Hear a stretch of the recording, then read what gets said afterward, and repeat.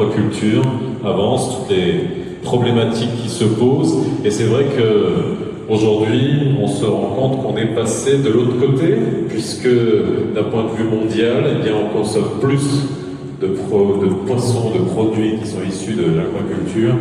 On est à peine à 2,5 millions, quelque chose comme ça. Ici, voilà. Mais ici, on en est encore.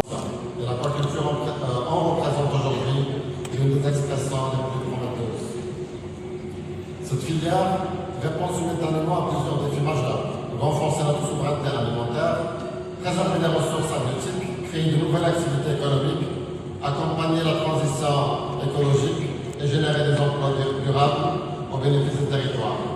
D'autres régions disposent la qualité du protocole respecté. Je ne pourrais pas reprendre la liste citée par L'Union européenne, c'est une véritable preuve de la crédibilité internationale de la stratégie marocaine.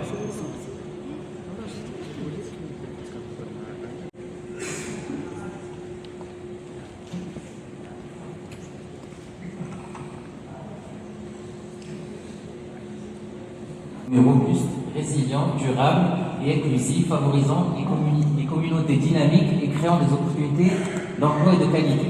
Donc notre soutien repose sur trois piliers fondamentaux, donc l'assistance technique, donc les PME ainsi que l'analyse des risques climatiques. Donc pour la transition numérique, donc c'est les mêmes critères que pour la transition énergétique. Donc tout ce qui touche à la solution d'ingénierie, technologie de l'information, marketing digital, gestion de la qualité, certification.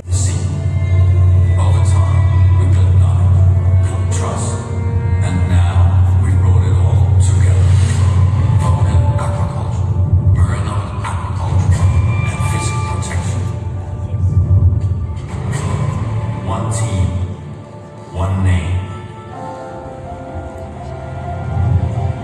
We have the strongest global footprint in the industry. L'aquaculture en représente aujourd'hui l'une des expressions les plus prometteuses.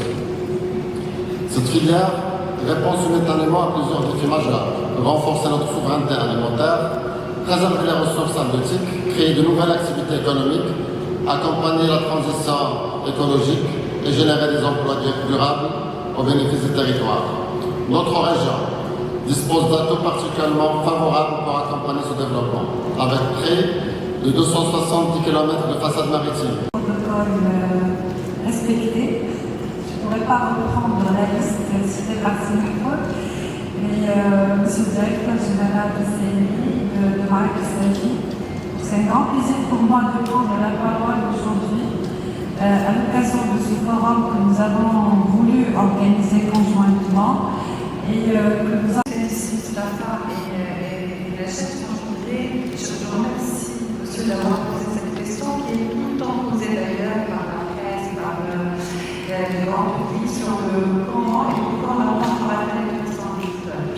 Alors, 300 000 tonnes, c'est la nature. C'est-à-dire que si on exploite tous les espaces aquacoles identifiés par l'habitant, on peut aller jusqu'à 300 000. Ça, c'est déjà une confirmation de l'objectif de la stratégie aquatique. Ça veut dire qu'effectivement, on peut aller jusqu'à 300 000 en exploitant les espaces en mer, sans compter, bien sûr, les espaces à l'air.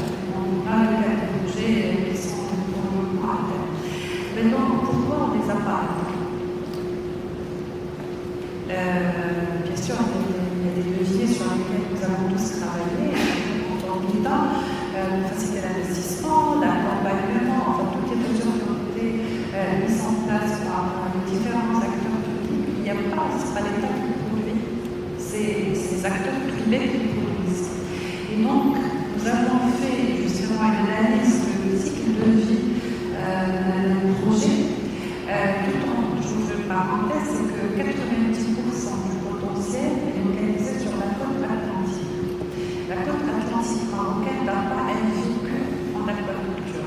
Il n'y a pas d'histoire, de cas d'école pour permettre aux opérateurs qui veulent installer leur projet de capitaliser sur cette expérience. Donc, chaque projet est une nouvelle expérience. Et nous-mêmes, nous conseillons les investisseurs à prendre le temps de passer par le pilote pour stabiliser